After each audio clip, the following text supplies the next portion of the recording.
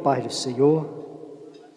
Vamos ficar de pé, igreja, vamos dar início ao trabalho do Senhor. O pastor faz a abertura do culto.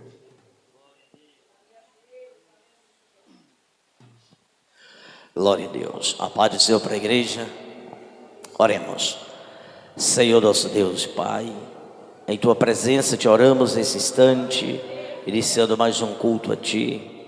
Nesta sexta-feira, culto de ensinamento. Pedimos, Senhor, que o Senhor, pelo Teu Espírito, nos dê a graça que necessitamos, Pai. A todos nós que chegamos para Te oferecer este culto, para glorificar a Ti, cantar louvores a Ti.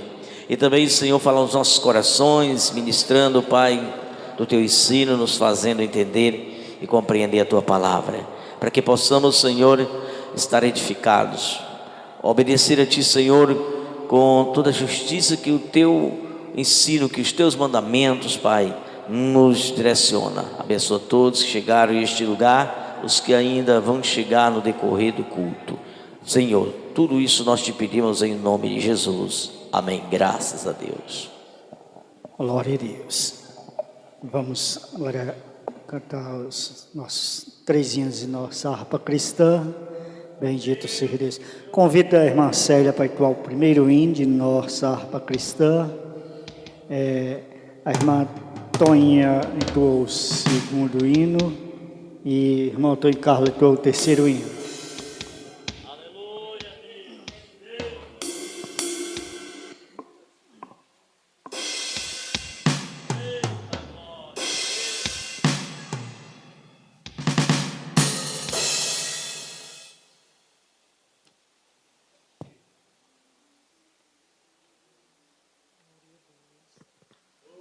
Pai do Senhor, aleluia, glória a Deus.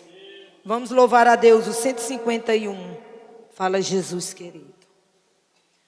Fala, Jesus querido, fala-me hoje sim. Fala com a tua bondade, fica ao pé de mim. Meu coração aberto está pra tua voz ouvir. Enche-me de louvores e gozo pra te servir. Toda a igreja.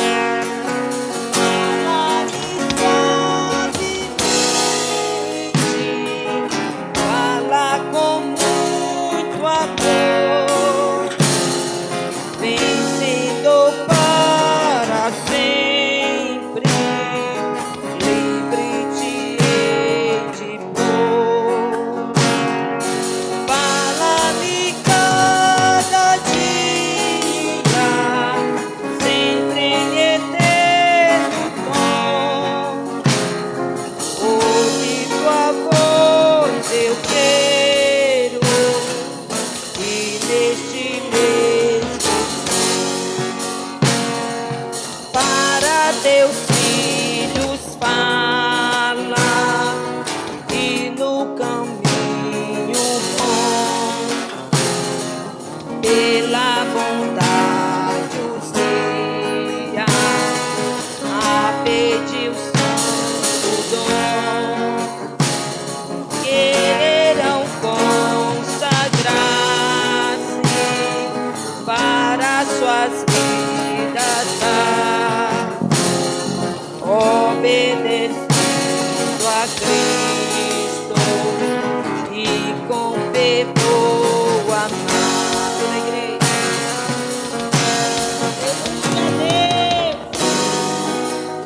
Glória, glória, glória.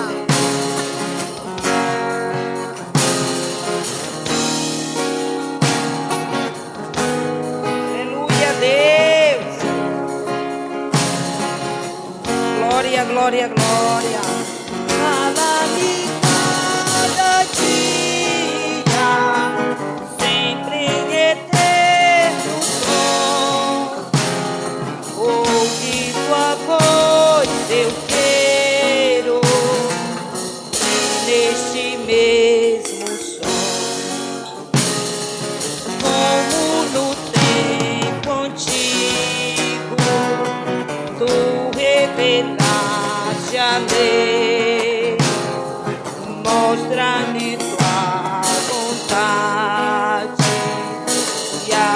tua santa grei. Deixa-me gloriar-te, quero a ti louvar, cantar alegremente e sempre te honrar. Fala-me suavemente, fala com muito amor, vencendo para sempre, livre te hei de pôr. Fala-me cada dia, sempre em eterno tom. Ouve tua voz, eu quero, e neste mesmo som. Aleluia, Deus. Eu agradeço a oportunidade em nome de Jesus. Glória a Deus.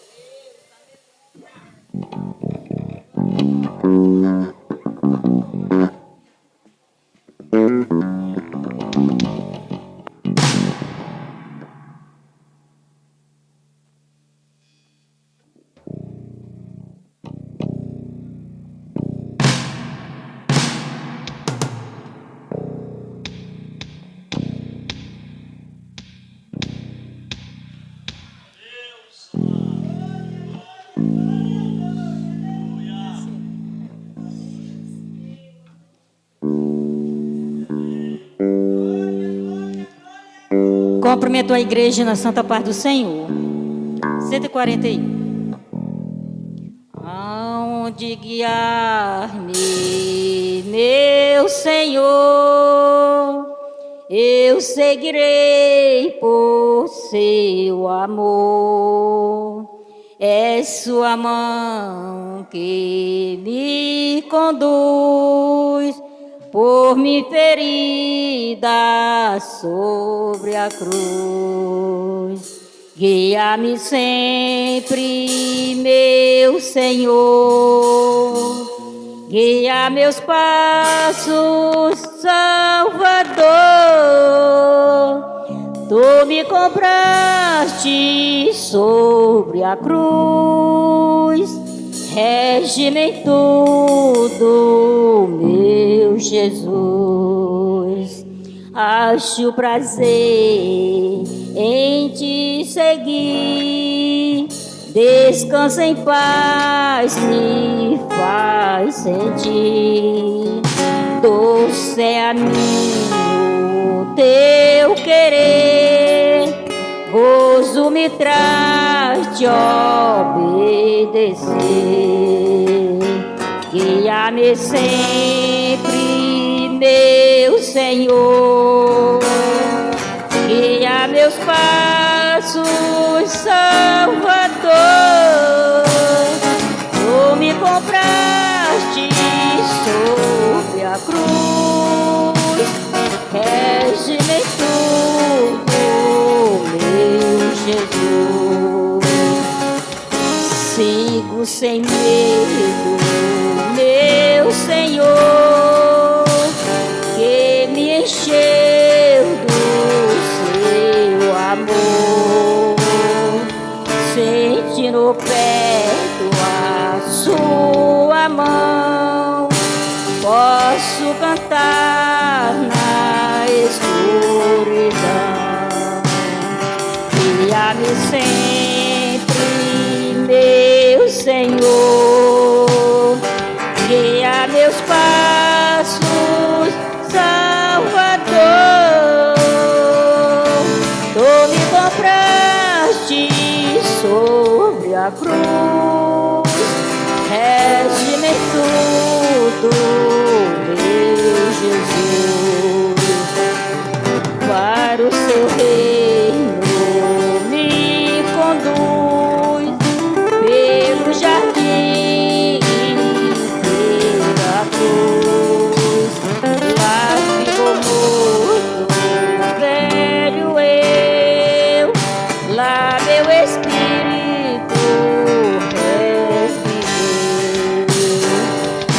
guia-me sempre, meu Senhor, guia meus passos, Salvador.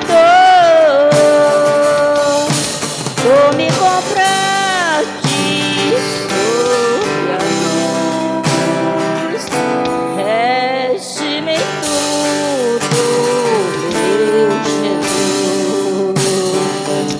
Eu agradeço a oportunidade, em nome de Jesus, amém.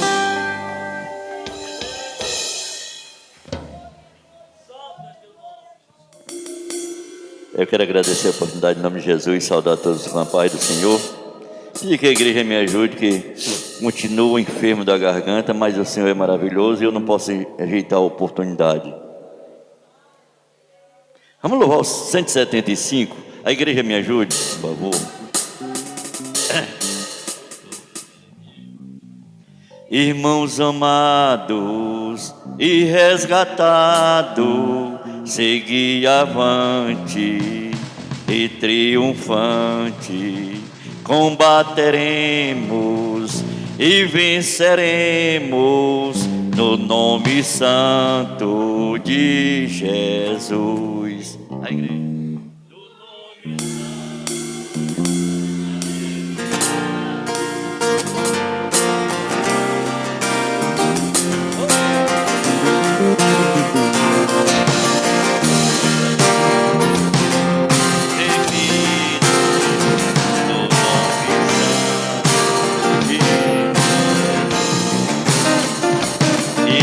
Amado, santificado, vivido unido, pois sois remidos, não mais temendo, o bem fazendo, no nome santo de Jesus.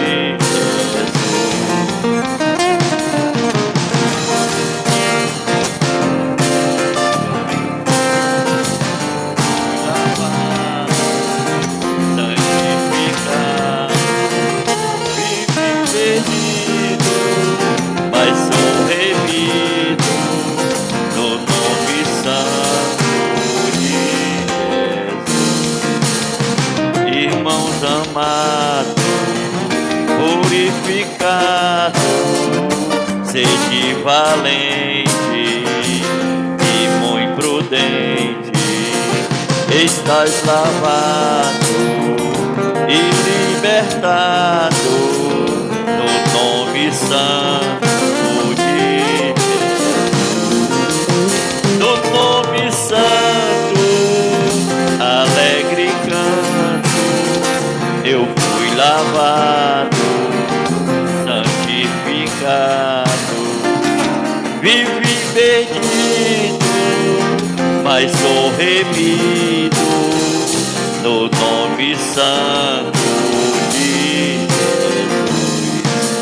Jesus. Só o nome dele pode nos lavar e nos purificar de todo o pecado, amém?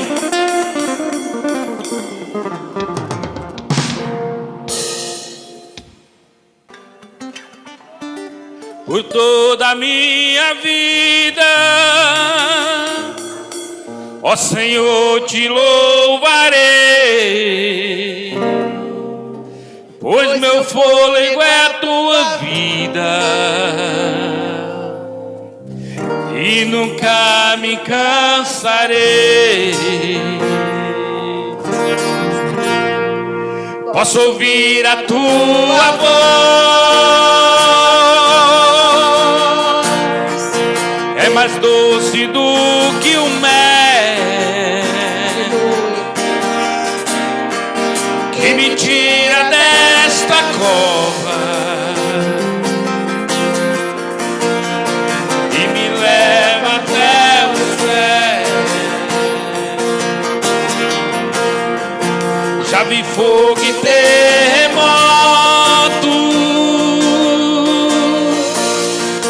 vento forte que passou. Já vivi tantos perigos,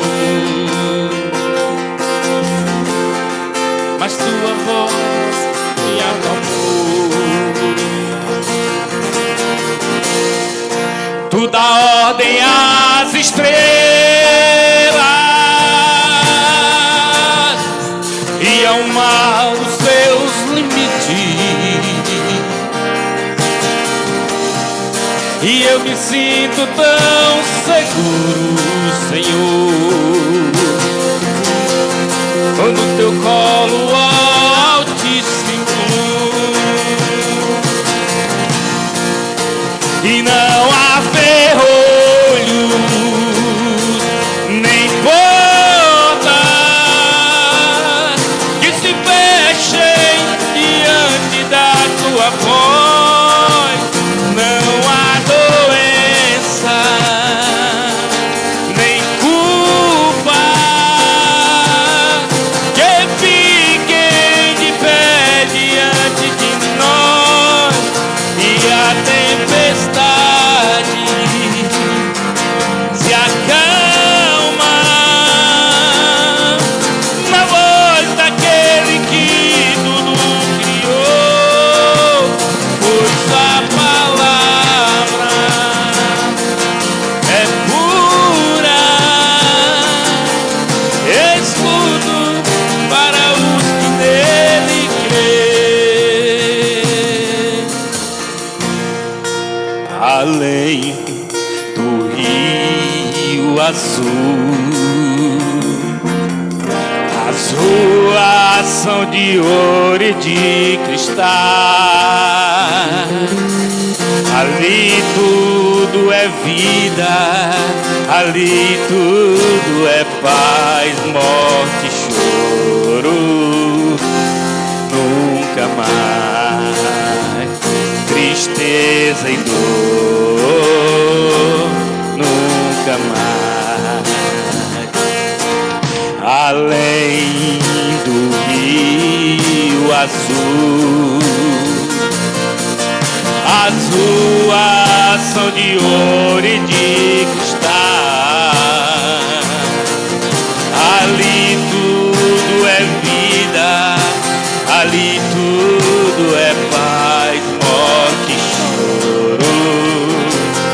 Nunca mais tristeza e dor, nunca mais.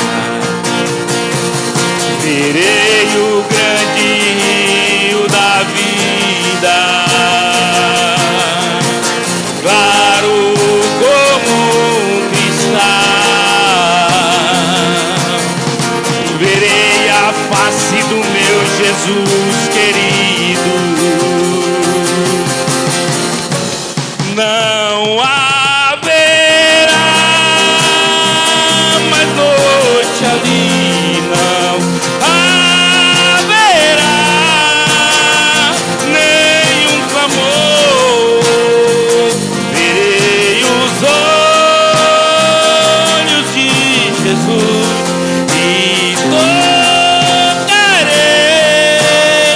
seu rosto em mim. Não haverá mais noite ali, não haverá nenhum clamor.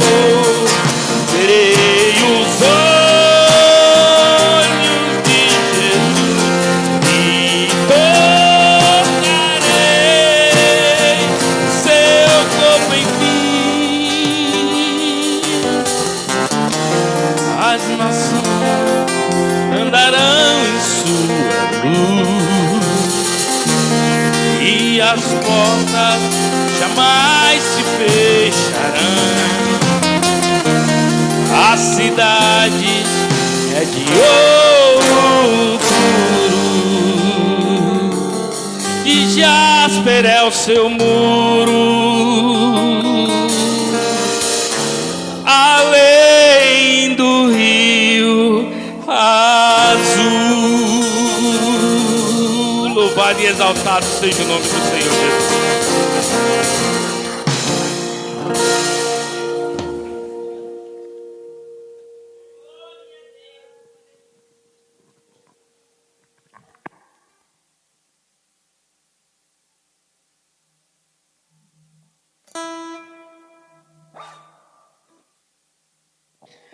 Louvado seja o nome do nosso Senhor Jesus. A paz do Senhor para a igreja. Amada igreja, hoje vamos refletir um pouquinho a palavra do Senhor. E o assunto de hoje é sobre a nossa condição diante dos nossos erros, né? E perante Deus, será que vai haver desculpa de alguém? Nós somos desculpáveis em algum momento. Quando eu falo nós, estamos falando a nós, geração humana, não só a geração do nosso tempo, né? Vamos ver o que é que a Bíblia diz sobre isso. Qual é a condição do ser humano? Se alguém pode apresentar alguma justificativa diante de Deus por ter pecado e apresentar alguma justificativa. Eu pequei por causa disso. Nós já temos prova de que nada vai ser apresentado como justificativa. Porém, precisamos ir para a palavra de Deus. Eu quero ler com a igreja em Romanos capítulo de número 1, Romanos capítulo de número 1, versículo de número 18, o texto bíblico que nós vamos estar usando aqui como a leitura inicial, e depois teremos alguns textos bíblicos, mais um texto bíblico, para que nós possamos entender, né, ainda com mais profundidade. Não é entender melhor, entender com mais profundidade. Glória a Jesus. Romanos capítulo 1, a partir do versículo de número 18. Romanos 1 e 18. Glória a Jesus.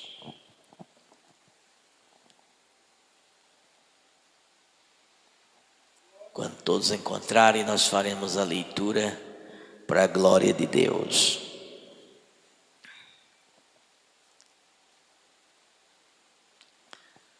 Glória a Jesus. Amém, igreja?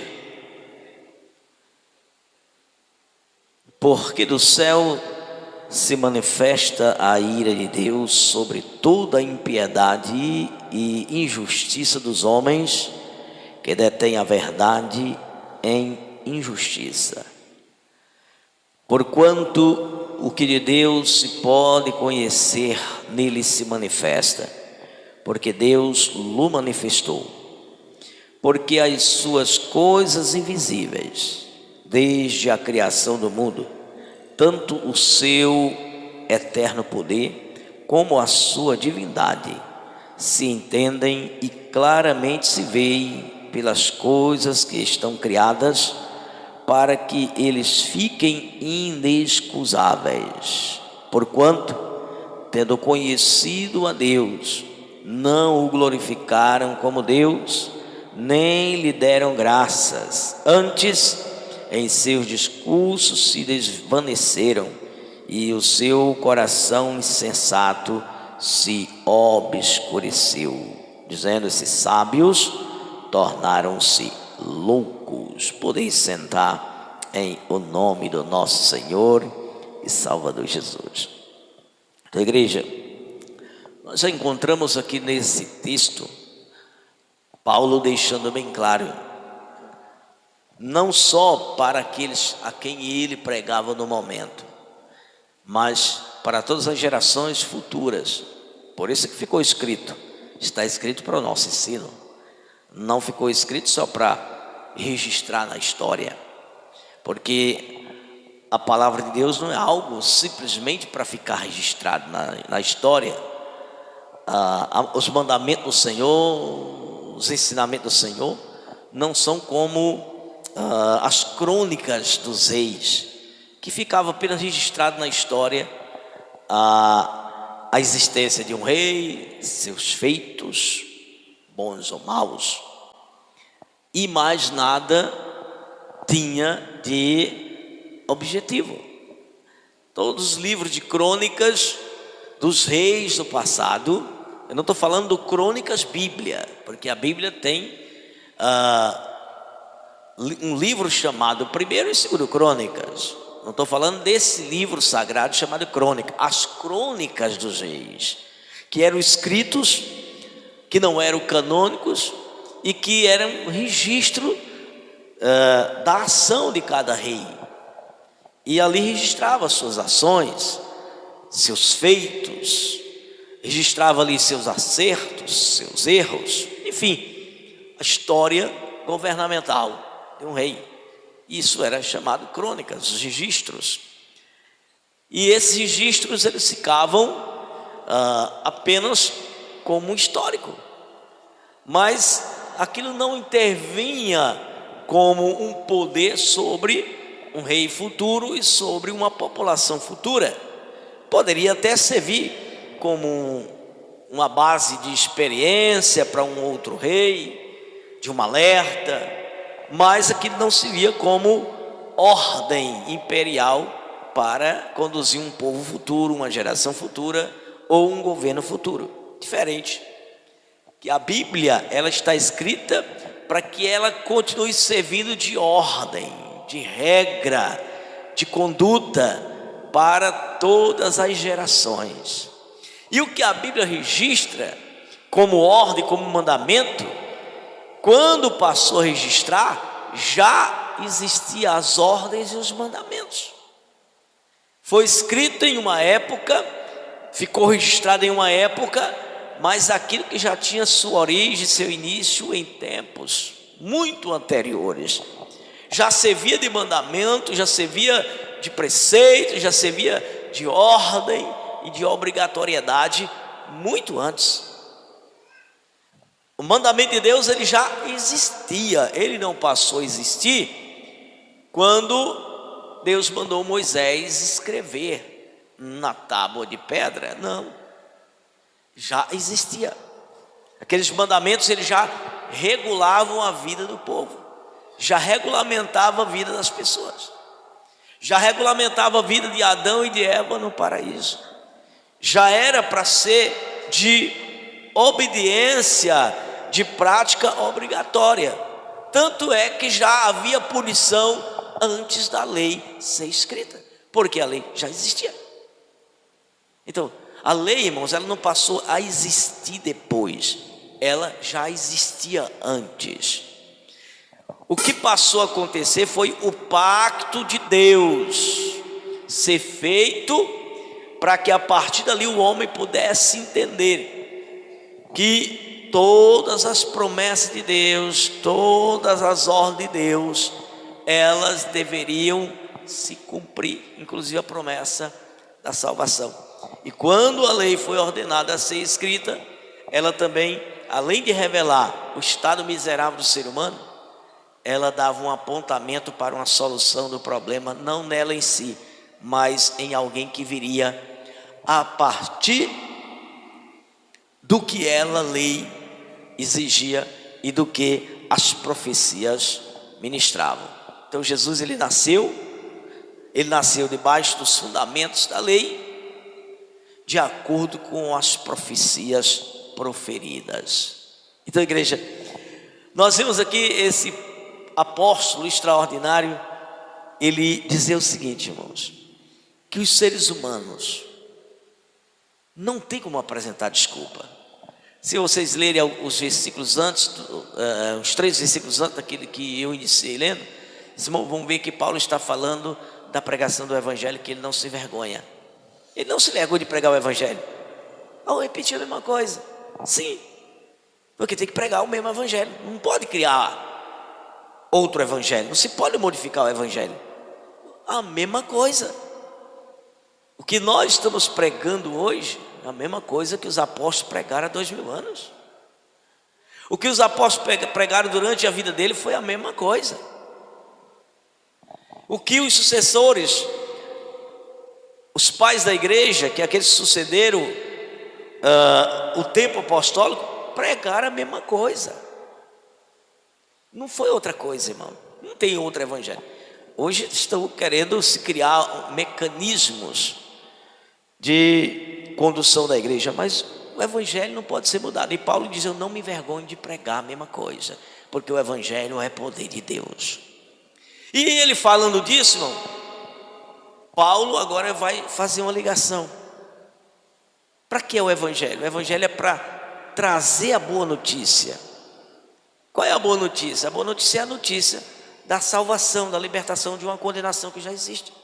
E essa condenação já existe, irmão, porque os seres humanos são culpados dos seus erros. Ninguém é inocente. Só existe um Salvador porque alguém precisa de salvação. Só existe um remidor porque alguém necessita de remissão. Só existe o perdão porque alguém precisa de perdão. Só existe a anulação do pecado porque o pecado existe. Então as pessoas todas estavam culpadas debaixo do pecado, não tinham como escapar. E aqui está a afirmação do apóstolo, o porquê que os seres humanos não podem se desculpar diante de Deus. Alguém pode dizer, ou talvez até, eu vi uma vez alguém me perguntou, pastor, o evangelho chegou no Brasil, mas quando não tinha um evangelho, as pessoas que não ouviram o evangelho, elas não vão ter culpa porque não ouviram? Não, continuam sendo culpadas. Mas quem nunca ouviu a pregação do evangelho, não interessa, elas já são culpadas, elas já estão no estado de condenação, elas são culpadas dos seus erros. Ninguém é inocente porque não ouviu o evangelho, continua culpado. E Paulo está dizendo, todos são inexcusáveis, ou seja, a palavra inexcusável significa dizer, pessoas, todas elas são culpadas, não tem ninguém inculpável diante de Deus. Todos serão responsabilizados pelos seus atos pecaminosos. E Paulo diz, porque Deus, Ele se fez conhecer. Porque o que de Deus se pode conhecer, Deus fez com que a humanidade conhecesse. Deus se revelou à humanidade. Porque até as coisas invisíveis de Deus, como diz o versículo que nós lemos aqui, que é o versículo 20. Porque as coisas invisíveis desde a criação do mundo, tanto, aí Paulo vai dizer, quais são essas coisas invisíveis de Deus? Se são invisíveis, como é que alguém pode identificar? Como é que alguém pode saber? O que é invisível de Deus? Paulo descreve aqui duas coisas que são invisíveis de Deus, mas que, por ser invisível, não anula a existência.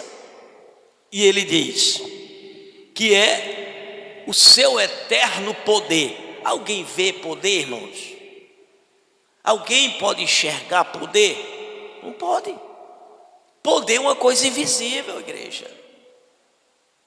E a outra coisa que Paulo diz, que é algo invisível de Deus, mas que isso se tornou conhecido e percebível, é a divindade de Deus. Alguém consegue ver a divindade? Não, a divindade ela é invisível. O poder é invisível, irmãos. A divindade é invisível. Então, ninguém vê o poder e ninguém vê a divindade. Mas essas duas coisas, que são essência, que é a existência de Deus, se torna conhecida e percebível pelo quê? Pela criação do seu poder, provando a existência dessa divindade. Então, como é que eu vou saber que Deus existe?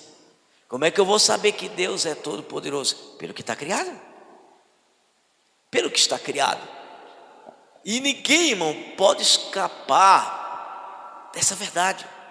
Ninguém pode dizer, mas como é que eu sei que foi Deus que criou?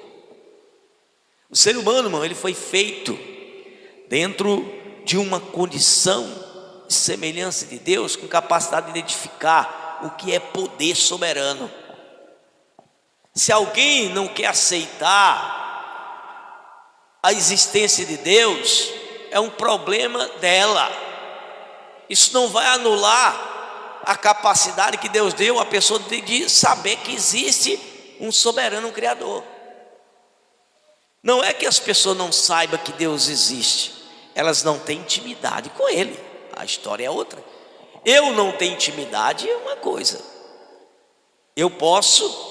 Hoje eu não posso dizer que eu não tenho intimidade com Deus, porque eu gosto de intimidade com Ele.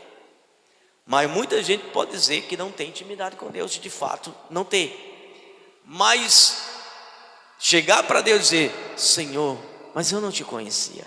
Não é?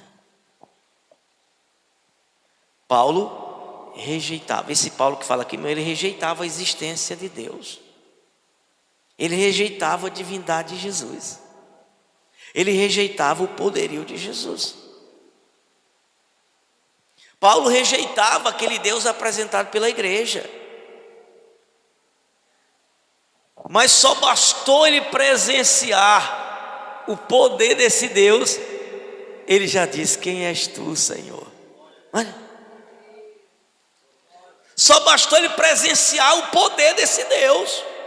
Ele não viu, presenciou o poder. Ele não viu a Jesus naquele momento fisicamente. Ele não viu dentro da natureza humana dele, da condição da natureza humana. Ele só viu um ofuscar de uma luz. E ele só ouviu uma voz soberana. Ouviu e viu uma luz, que essa luz cegou seus olhos instantaneamente, e uma voz que dizia: Saulo, Saulo, por que me persegue? Como é que pode, meu filho? Agora já diz: quem és tu, Senhor? Todo trêmulo, todo cheio de temor, um homem cheio de ousadia, um homem cheio de desafios, um homem que não estava temendo a ninguém, prendendo o crente e matando o crente, não estava temendo a nada. Uma luz e uma voz se apresentam diante dele, e ele já sabe que é o Senhor. Ele já identificou que é o Senhor. Ele já identificou que era um soberano. Ele agora quer saber quem é ele. Por quê, irmão? Porque tinha duas situações. Quem é esse Deus? É o Deus dos judeus? É o Deus do judaísmo? Ou é o Deus do cristianismo? E Jesus simplesmente diz: eu sou Jesus Nazareno, que tu persegue. Simples. Simples. Eu sou aquele que tu persegues.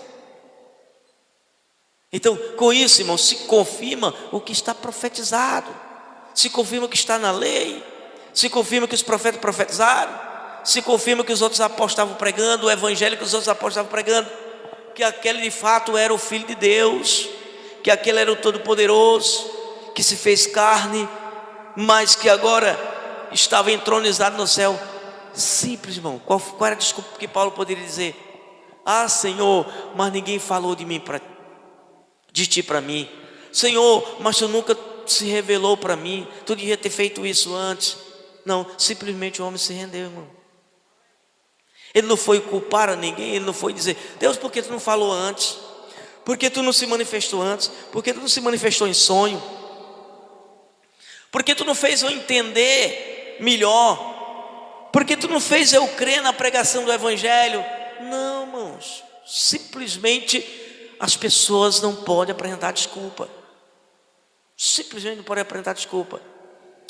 Mas antes de Paulo falar isso, igreja, nós já encontramos em Salmos, no Salmo de número 19, os versículos iniciais, os 4 primeiros versículos, lá no livro de Salmo. Davi, ele já ungido por Deus, Davi, ele sem ter a pregação do evangelho, Davi sem ter a pregação do evangelho que eu e você tivemos. Não tinha pregação do evangelho naquela época. Davi sem o Cristo ter nascido, sem ter ainda se apresentado como Messias, sem ter ido à cruz, Davi sem ter nenhum apóstolo que testemunhou a Cristo ali. Davi sem prezar Jesus se apresentar como fez para Paulo. Ele já reconhece o soberano, irmão. E ele testifica desse soberano para o seu povo. E ele diz aqui: os céus manifestam a glória de Deus, e o firmamento anuncia a obra das suas mãos. O que Davi está dizendo? Irmãos, o que está criado já prova que existe Deus, já prova que existe o Deus Todo-Poderoso, que já existe o Criador. Não tem porque ir com essa conversa, não, mas isso é um processo evolutivo. Não existe isso, irmãos. As pessoas deixam se enganar porque querem, irmãos. Diante da condição que Deus deu ao ser humano, de capacidade de intelecto, de identificação, diferente de qualquer outro animal, nós temos capacidade de raciocinar, de investigar, de examinar, para saber o que é certo e o que é errado. Não tem desculpa. Não tem desculpa. É por isso que as leis humanas também, elas são assim, irmãos. Você pode não conhecer nada do Código Penal, você pode não conhecer nada dos códigos e dos artigos da Constituição. Você pode até nem não conhecer os textos que estão lá. Você pode até não conhecer a redação que está no texto. Mas para todos os efeitos, a lei não te torna inocente se cometemos os erros. Porque todo ser humano, quando ele cresce, ele tem consciência do que é certo e que é errado, irmãos. A consciência, Deus colocou na nossa consciência a condição de julgar o certo e o errado, o verdadeiro e o falso. Não tem desculpa. Não há desculpa. Eu sei que tem pessoas que tentam se consolar. Uma vez a pessoa que me perguntou, porque ela queria se consolar para saber se os pais dela tinham ido para o céu. Eu digo, mesmo, quanto ele ter ido para o céu ou para o inferno, não compete a mim. Mas condição de ter crido, ele já teve, mesmo sem ter tido o evangelho. Condição de ter se arrependido dos pecados com vida, teve. Igreja, para Jesus nos salvar, para Jesus salvar um ser humano, ele não precisa dos homens. A gente tem que entender isso. Para Jesus salvar o ser humano, não precisa de ser humano. Para Jesus salvar, só precisa que as pessoas, nas suas consciências, reconheçam seus erros, seus pecados, e se arrependam e confessem a Ele. Simples. O Evangelho, o tempo da graça, é um tempo mais favorável, onde há quem fica insistindo para você reconhecer seu erro. É só isso. O Evangelho é só insistindo. Mas você está errado, tem um Salvador, mas você está errado. É apenas, irmãos, uma oportunidade que o Senhor deu de ter mais pessoas insistindo em contar conosco. Continua sendo o Evangelho o poder da penetração e do convertimento, mas não é o evangelizador. Não é o evangelizador que é a causa da salvação das pessoas, é o Evangelho. Não é o ministrante que é a causa da salvação, é o que é ministrado. É o que é ministrado. E tem um que ministra de dia e de noite, e nós não nos damos conta. O ser humano gosta de roubar a glória muito para si, irmãos. O ser humano gosta de roubar a glória muito para si. É comum você ver alguém dizendo, pregando, ganhou tantas multidões, eu ganhei tantas almas para Jesus. Irmão, você dorme, você se enfada, você cansa. Eu durmo, eu me fado, eu me canso. Eu negligencio a missão evangelizadora. Eu, às vezes, posso temer evangelizar alguém em algum lugar. E aí? Mas tem um, irmão, que não dorme, não cansa, não se intimida, não para. Espírito Santo de Deus. É esse que está fazendo a missão. Nós apenas somos, temos o privilégio do Senhor contar, nos incluir, simples assim. Mas quem faz a obra principal, se chama Espírito Santo. Enquanto às vezes, irmão, nós estamos dormindo, o Espírito Santo está lá no meio de um bocado de gente na boca de fumo, e o Espírito Santo trabalhando no coração de alguns. Enquanto nós estamos dormindo, o Espírito Santo está lá dentro de um presídio, trabalhando no coração de alguém. Enquanto nós estamos dormindo, o Espírito Santo está lá dentro de um prostíbulo, trabalhando dentro de um coração. Quem não é para ir lá para o prostíbulo somos nós. Mas o Espírito Santo entra sem problema nenhum. Quem não é para ir lá para a boca de fumo somos nós. Mas o Espírito Santo entra sem problema nenhum. Um drogado, meia-noite, pelas ruas do nosso Brasil, tanta prostituição ao céu aberto, tanta devassidão ao céu aberto, e o Espírito Santo está trabalhando. Os irmãos sabiam disso?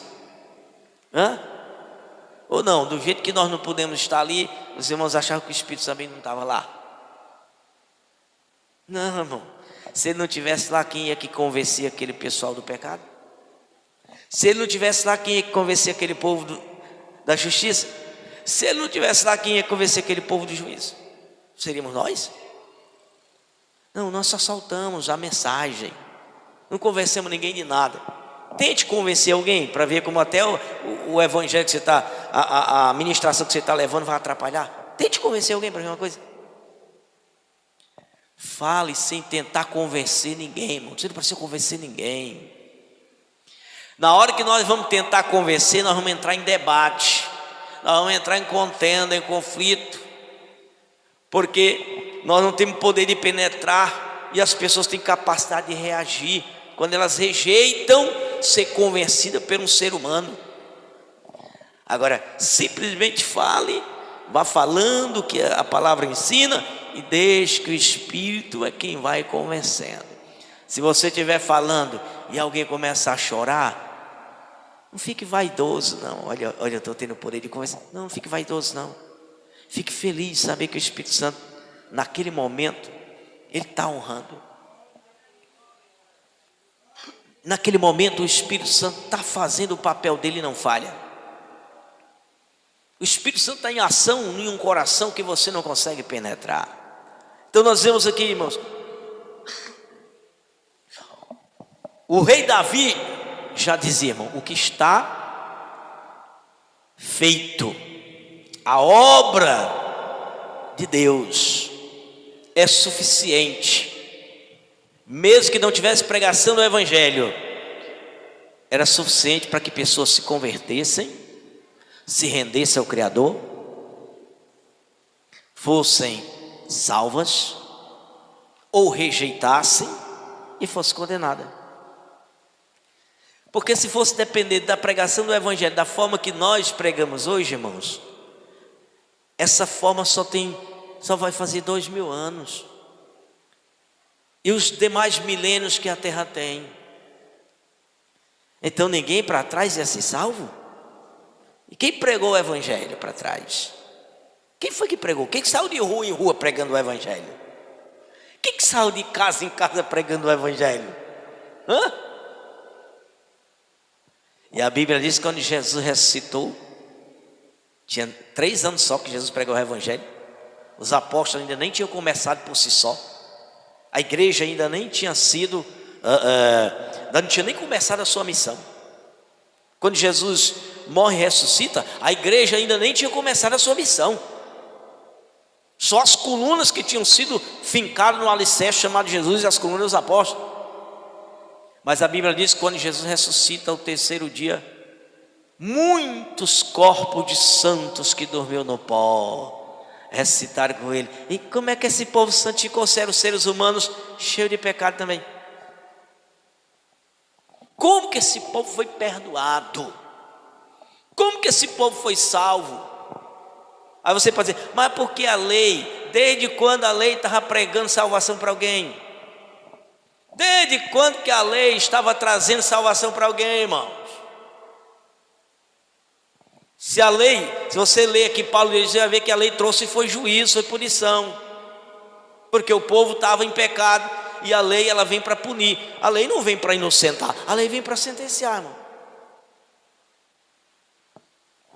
E mesmo que alguém diga, mas tinha lei, as pessoas temiam. Sim, temer não significa dizer que elas vão ser purificadas, igreja.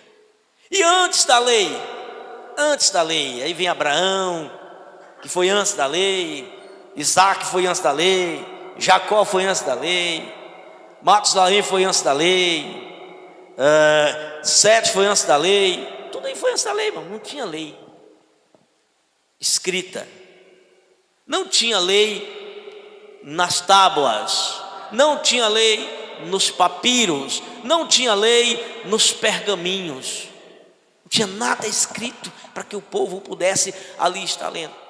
Não tinha o evangelho escrito, não tinha, mas ele já estava na consciência de cada um, já estava na consciência de cada um, na capacidade de discernimento. A questão é que as pessoas preferem deixar o diabo cegar o entendimento. Essa é a questão. As pessoas, elas têm consciência, mas preferem cair na sedução do prazer do pecado. E isso cauteriza a mente, isso embaça a visão e faz com que você não tenha clareza das coisas, mas você tem a convicção de que existe algo, porém falta clareza. Mas essa clareza é porque houve um comprometimento da capacidade de discernimento, que é a visão no sentido espiritual, é a mente, a capacidade de discernir e entender. Capacidade de discernir e entender. A Bíblia fala de um profeta que perverteu, mas ele tinha plena consciência da sua perversão. Esse profeta chamava Balaão. Ele tinha plena consciência de que ele estava fazendo em negociar mensagens proféticas era errado. Ele tinha plena consciência que se Deus não realizasse, as profecias dele caíam por terra. Ele tinha consciência, ele sabia quem era o Deus verdadeiro. Ele tinha tanta consciência que as profecias dele não valiam contra o povo que Deus tinha escolhido. No entanto, irmãos, ele não se converteu, ele não se arrependeu para ser um profeta honesto, mas ele tinha consciência. Todos nós temos consciência. Agora, isso não é para nós aproveitarmos dessa ocasião e relaxar e dizer, eu não vou mais pregar o evangelho não, que todo mundo tem consciência. Não, mas o Senhor nos deu uma missão, façamos. O Senhor nos incluiu numa missão, façamos. O Senhor quer só nos recompensar com isso, irmão. O Senhor quer nos recompensar com isso. O Senhor quer levar um povo recompensado, com condição de receber recompensa. Evangelizar, irmão, é garantir recompensa.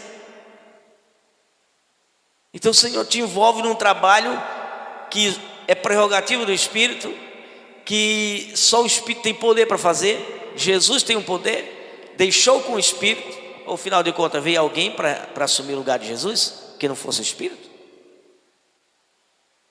Aquilo que Jesus começou, irmão, que ninguém sabia fazer, aquilo que Jesus fazia que ninguém sabia fazer, convencer as pessoas. Jesus convencia até os mais rebeldes. A Bíblia diz que os rebeldes ficavam convencidos quando ouvia Jesus pregando. E Jesus não ficava ali forçando para convencer ninguém, não. Ele estava só soltando a verdade. Ele poder. Jesus estava pregando sem usar nenhum tipo de recurso, subterfúgio, não, nada, expediente nenhum. Simplesmente ele estava pregando a verdade. E a Bíblia diz que os inimigos dele se convenciam. Os que eram mandados lá para investigar Jesus, para apurar e pegar Jesus numa falha, voltavam convertidos. Iam para prender Jesus, quando voltava, não levava Jesus, e seus líderes, o sumo sacerdote perguntava, por que não prenderam? Por que não prenderam? Qual é a falha que ele tem? Ele não tem. Ele prega como ninguém. O que ele prega toca o nosso coração. Ele prega na simplicidade. E ele está pregando lá e a gente está só ouvindo. Nós estamos ouvindo, porque era uma multidão. E lá estava um bocado de fariseu no meio para pregar Jesus. E ouvindo a voz de Jesus, os homens lá sem ninguém ficar dizendo: preste atenção, preste atenção. Eles prestavam atenção e iam se convencendo, irmão. Foram com ódio de Jesus, ali com a ordem para prender Jesus, para levar Jesus preso. E quando chegar lá, os homens voltavam, muitos voltaram convertidos. E convencido de que ali não era um simples homem, não era um simples profeta. Voltavam reconhecendo que ele era o Filho de Deus. Aí vemos o caso de Nicodemos, que foi um. Os comandantes das forças de segurança de Roma, que eram os centuriões, todos eram homens romanos, homens que eram preparados para ser duros, homens. Todo militar é preparado para ser duro e não ter sentimento, irmão. Porque militar, ele é preparado para lidar com bandido de alta periculosidade. Policial não é preparado para lutar com cidadão, não, mano. Ele é preparado para lutar com bandido. Por isso que é tirado a sensibilidade de um policial na hora que ele é preparado, principalmente do exército. Ele não é para agir com sensibilidade. Aí você imagina os centuriões que foram trabalhados para não ter sensibilidade. Aí ouvem Jesus, escutam Jesus, e os homens se derretem só em ouvir um discurso de Jesus. Quem disse para aquele centurião que foi o responsável para o dia da crucificação de Jesus, quem disse para aquele homem que ali verdadeiramente era o Filho de Deus? Pelo poder que se manifestou naquele dia. A Bíblia diz que o sol escureceu e a terra tremeu. Quando isso aconteceu, o centurião disse: verdadeiramente ele é o Filho de Deus. Quem convenceu ele disso? Ninguém convenceu a ele dos humanos. Nenhum apóstolo convenceu a eles. Nenhum pregador do evangelho convenceu a eles. O poder se manifestou e convenceu aquele homem de que ali estava verdadeiramente o Filho de Deus. Então, irmãos, dê uma olhadinha mais para a natureza. Dê uma olhadinha mais para a natureza. Quer melhorar a tua experiência com Deus, a tua convicção com Deus? Se a tua fé está pouca, dá uma olhadinha para o firmamento. Dá uma olhadinha para o céu. Contempla essa natureza. Contempla a tua existência. Irmão, dê uma olhadinha para a criação de Deus, que a nossa fé vai multiplicar muito. Isso vai ajudar muito a nossa fé a se multiplicar.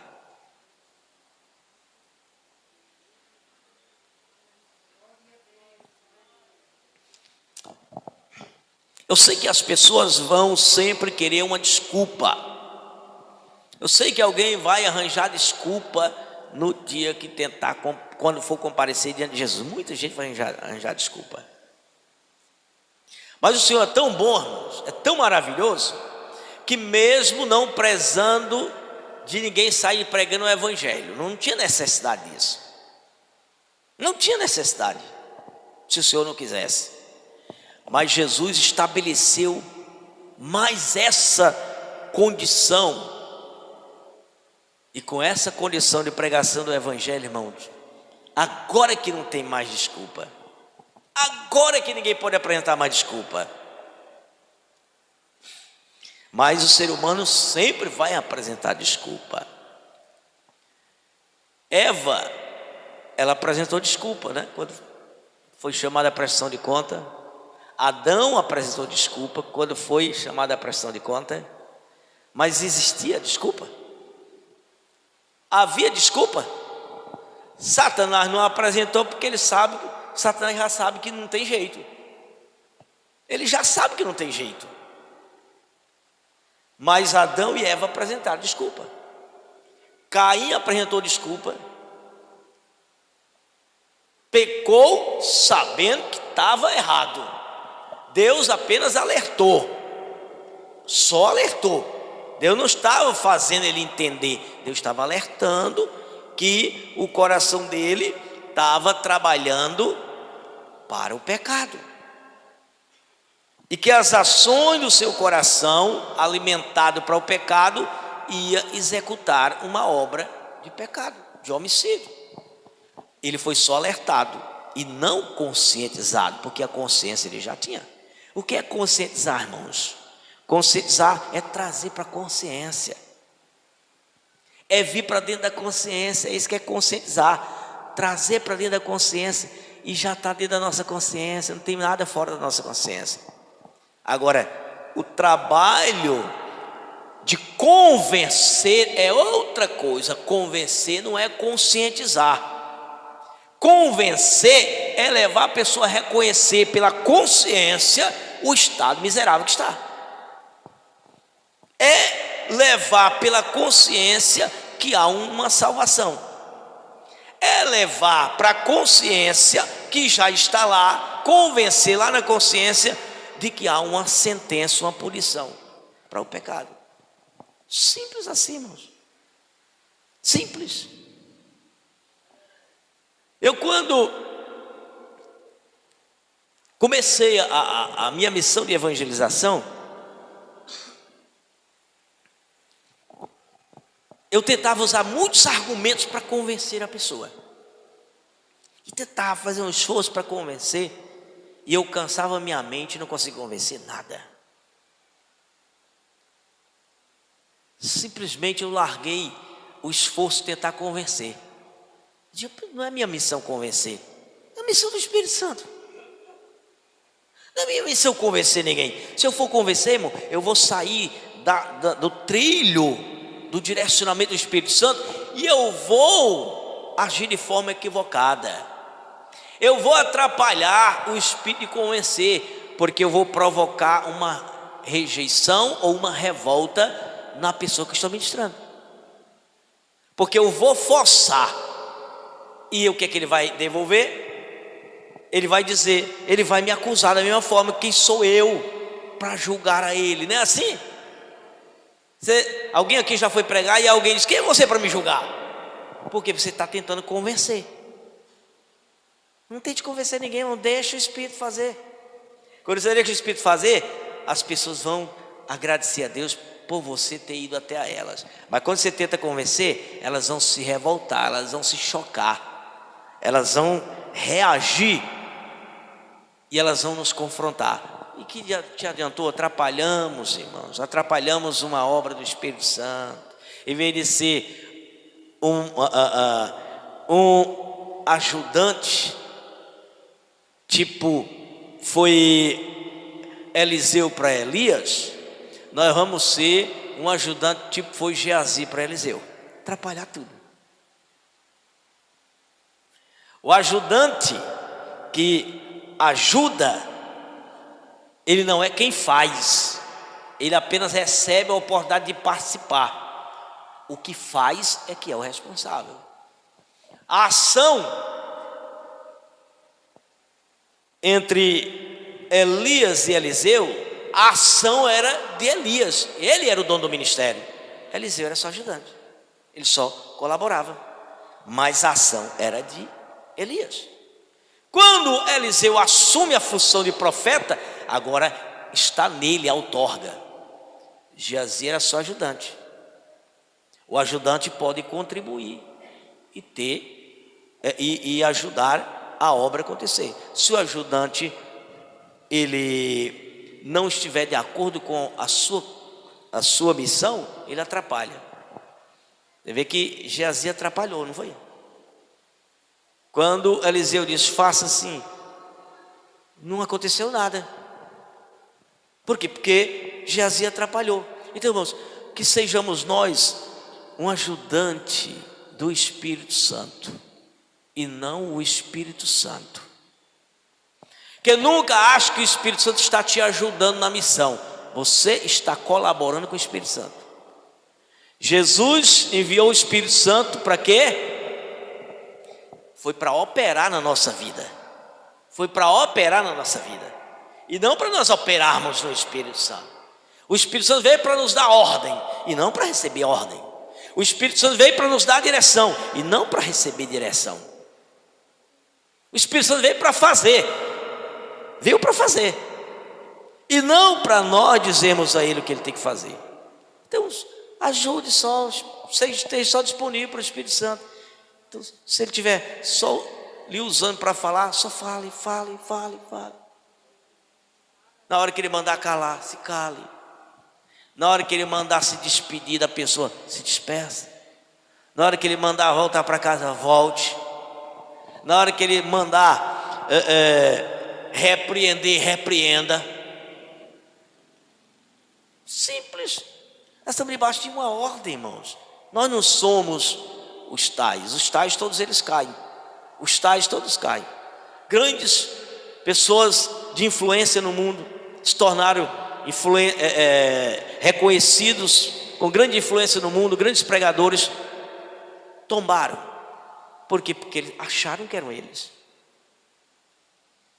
Acharam que ele roube a glória do Espírito Santo, irmão, para uma coisa.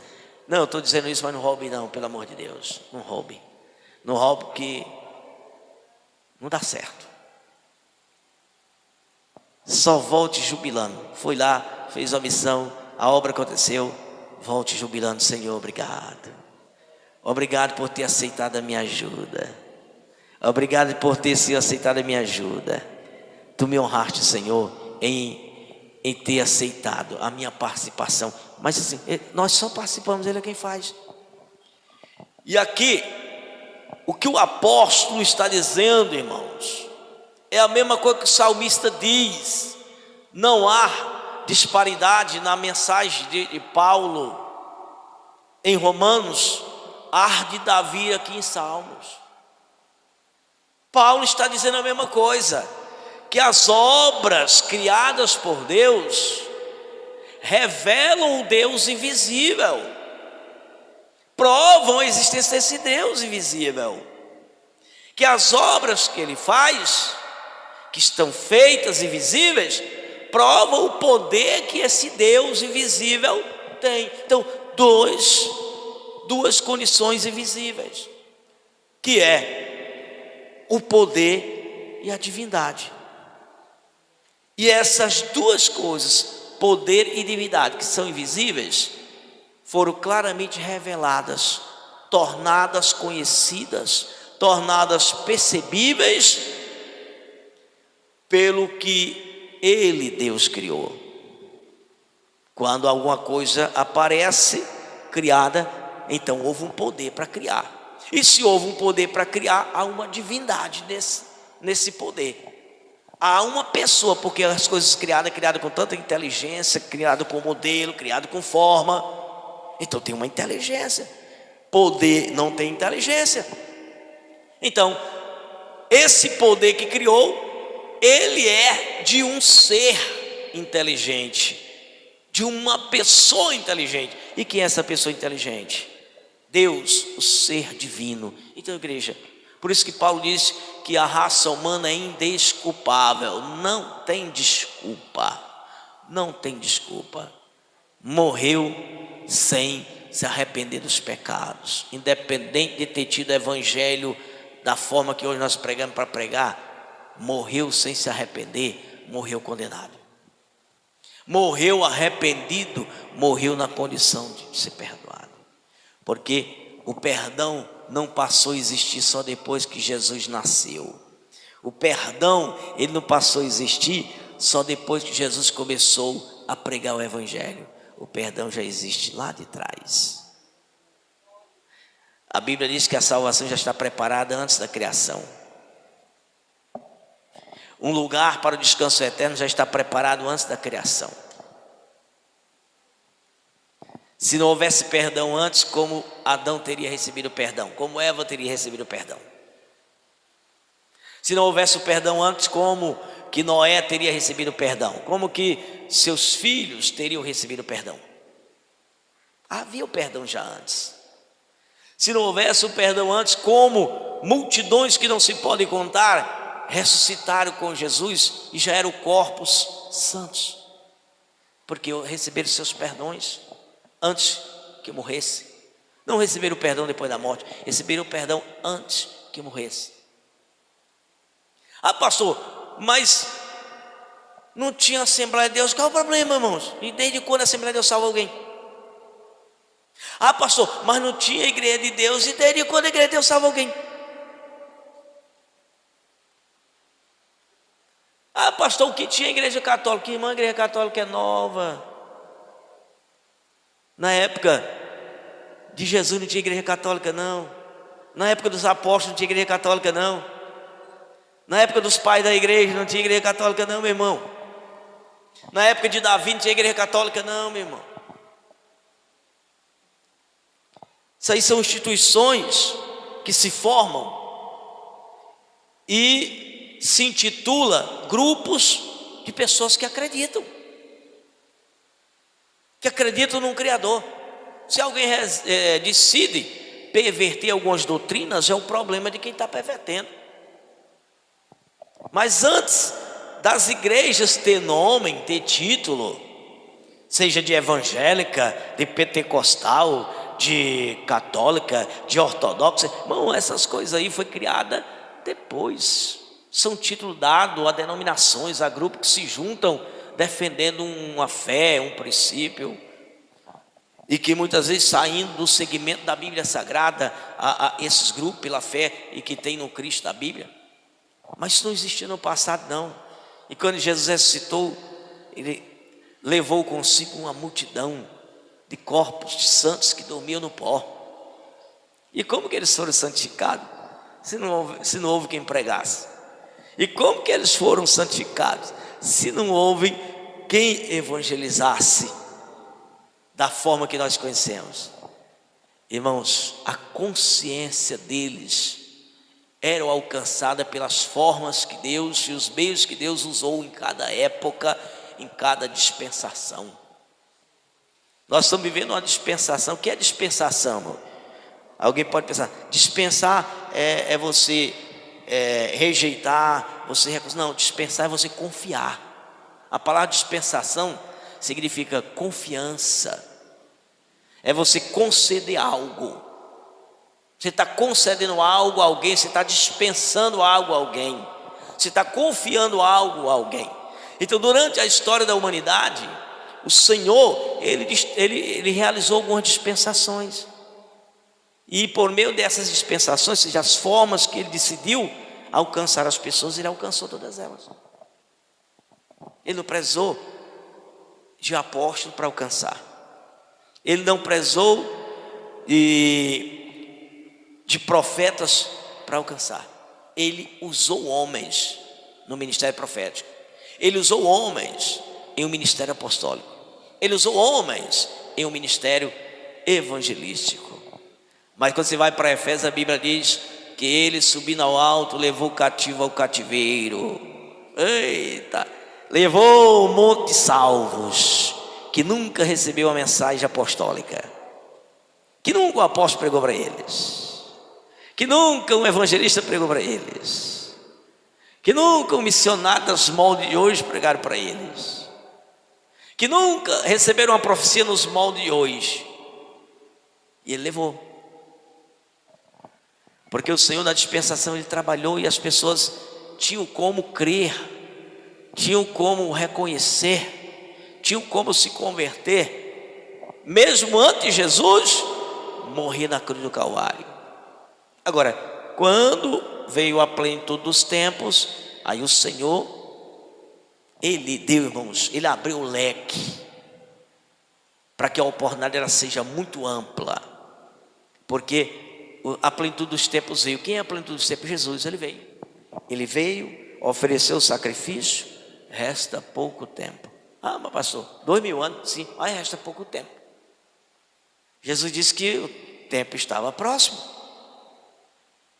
E ele diz, no ano 90 depois da era de Cristo, lá no ano 90, aproximadamente 96, naquela carta a revelação de Apocalipse, ele diz assim: eis que cedo venho, ou em breve venho.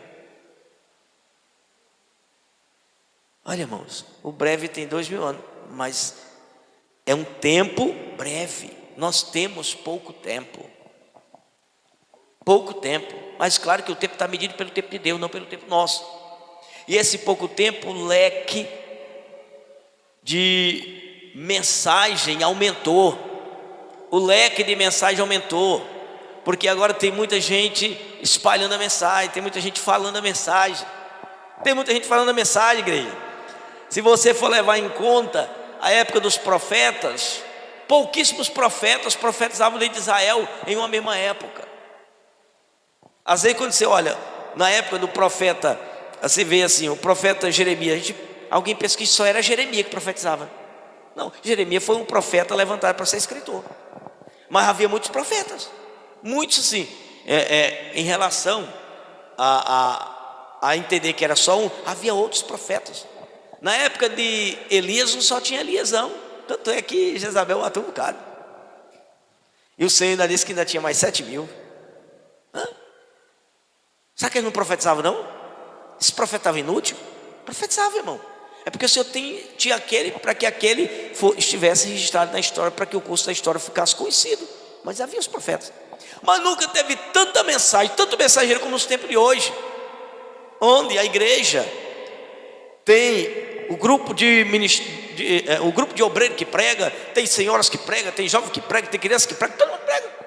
Não precisa receber título de missionário. Não, estou pregando, testificando, falando onde Deus é, na escola, na vizinhança. Não, é muita gente pregando, comparado com os tempos passados, muita gente pregando.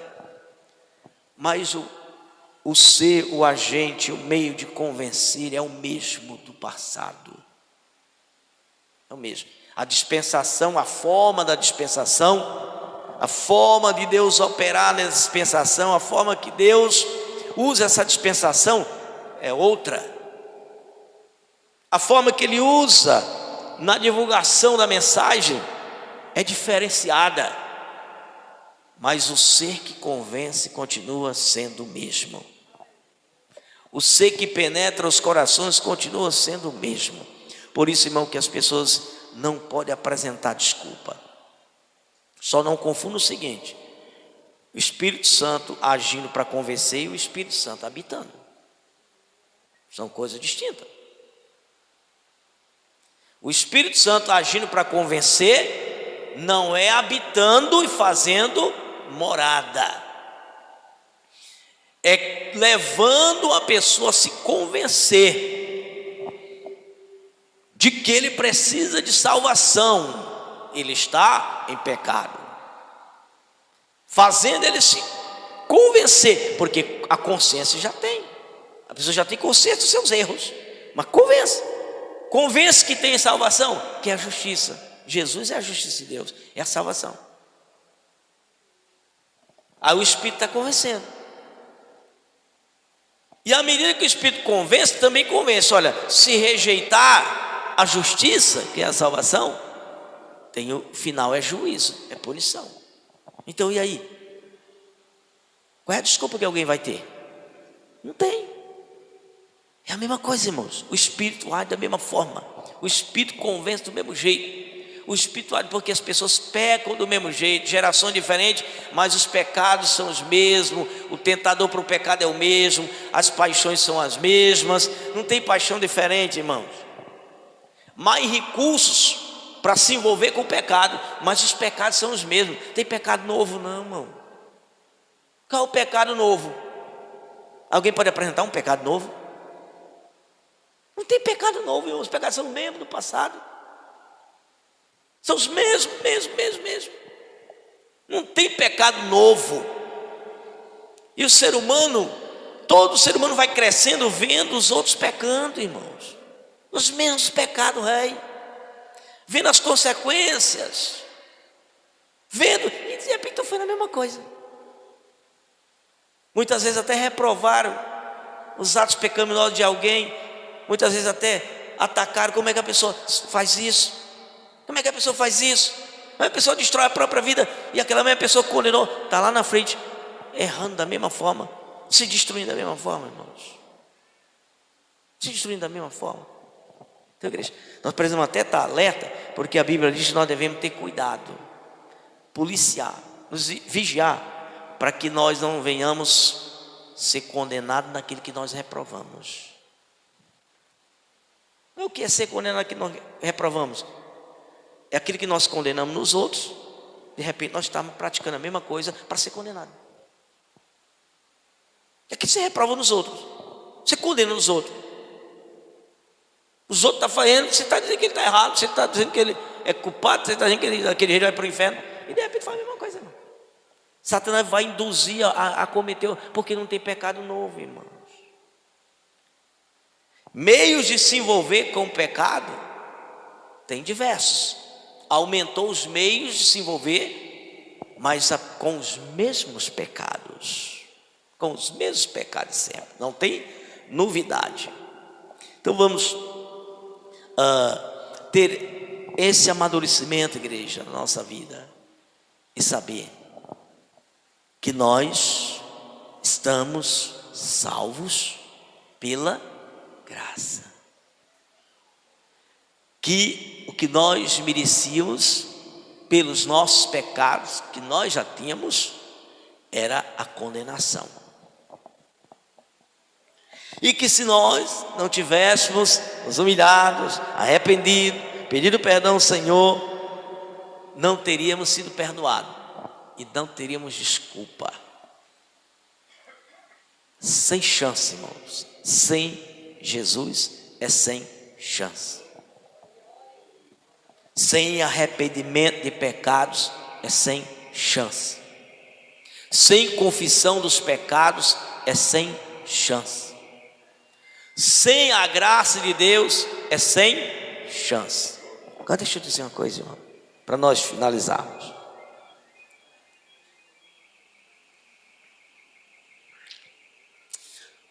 Todo ser humano vai ser salvo? Tem um carro ali piscando, é o teu, Osmar. Todo ser humano vai ser salvo? Qual a opinião da igreja? Todo ser humano vai ser salvo? Mas tem que dizer que vai, não tem? Tem que diga, mas as pessoas estão certas? Não. Elas têm convicção disso? Também não. Elas têm certeza que não são salvos. É porque estão com a mente cauterizada e o inimigo maneja do jeito que quer. Mas existe salvação para todos? Então, se existe salvação para todos, o Senhor oferece para todos, e nem todos vão ser salvos, significa dizer que as pessoas rejeitaram a salvação. Ela foi ofertada. Ela está sendo ofertada. As pessoas estão rejeitando. Mas faltou que pregasse o evangelho. Não tem desculpa, irmão. Está rejeitando. A pessoa está rejeitando de livre, espontânea decisão. Ninguém tem como, tendo consciência, não tem como ficar preso ao diabo se ele quiser ser liberto. Não tem como ficar preso ao diabo se ele quiser ser liberto. A questão é que as pessoas não querem ser libertas, igreja. Muita gente não quer ser liberta. Faleceu uma mulher, encontraram morta, né? Faleceu uma mulher. E alguns anos atrás, o diabo já vinha cirandando com aquela mulher há muitos anos. Já vinha tentando tirar a vida dela há muito tempo.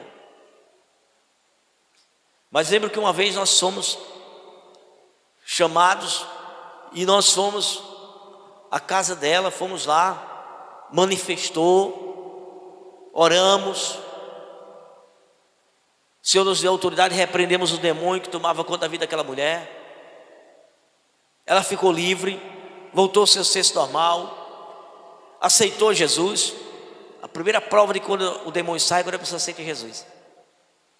Se for orar por uma pessoa endemoniada e orar, e você depois da aparente expulsão, se você perguntar e a pessoa não aceitar Jesus, não tem libertação não, o demônio está lá dentro ainda. Quando aceita é porque está liberto. Por que a pessoa aceita? Porque ela sabe o estado de maus trato, de tormento que ela estava, e ela sente a libertação ali, o alívio, e ela sabe, tem consciência que foi a obra de Jesus. A pessoa aceitou, ela aceitou Jesus, irmãos. Ela frequentou aqui a igreja por bastante tempo, feliz, alegre, com semblante feliz, todo mundo admirado, e ela feliz e testificando. Ela frequentou essa igreja bastante tempo. Depois ela se desviou,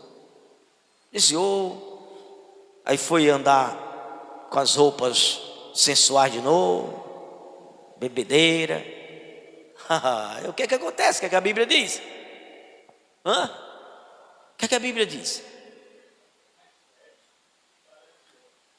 Se era habitada por demônio, é expulso, casa está limpinha, aí depois rejeita o Senhor que libertou com um dado tempo, volta, aí vem mais o quê? O certo significa dizer que o estado vai ser pior. Aí voltou para um estado terrível. Aí depois alguns anos depois, ainda lembro até que uma vez Mamãe Arlinda convidou para a gente orar por ela. Isso foi Mamãe Arlinda. Nós fomos orar, mas a obra que Deus tinha feito na vida dela tinha sido um bocado de ano atrás. E ela passou tempo aqui na igreja, feliz. Fomos orar, mas ela não queria mais entregar a vida a Jesus. Ela queria só ficar boa do tormento. Além de que apresentavam que tinha um problema na cabeça. Não, que tinha uma obra diabólica, porque houve expulsão de demônios. Demônio tomou conta de novo, e aquela mulher nunca mais teve saúde na vida, nem física e nem mental, e o estado era só piorando. Simplesmente a ciência que não conhece só diz que é depressão, só aponta depressão, irmão. Irmão, o que nós temos muito não é depressão, nós temos muito opressão mesmo, pessoas oprimidas. E para estar oprimido não precisa estar possessa, não. Satanás ele oprime pessoas sem precisar habitar dentro delas. Mas ela tinha habitação, porque houve expulsão de demônios. Felizmente, recusou permanecer em Cristo para estar liberta e salva, encontrada morta, não é? Encontrada morta.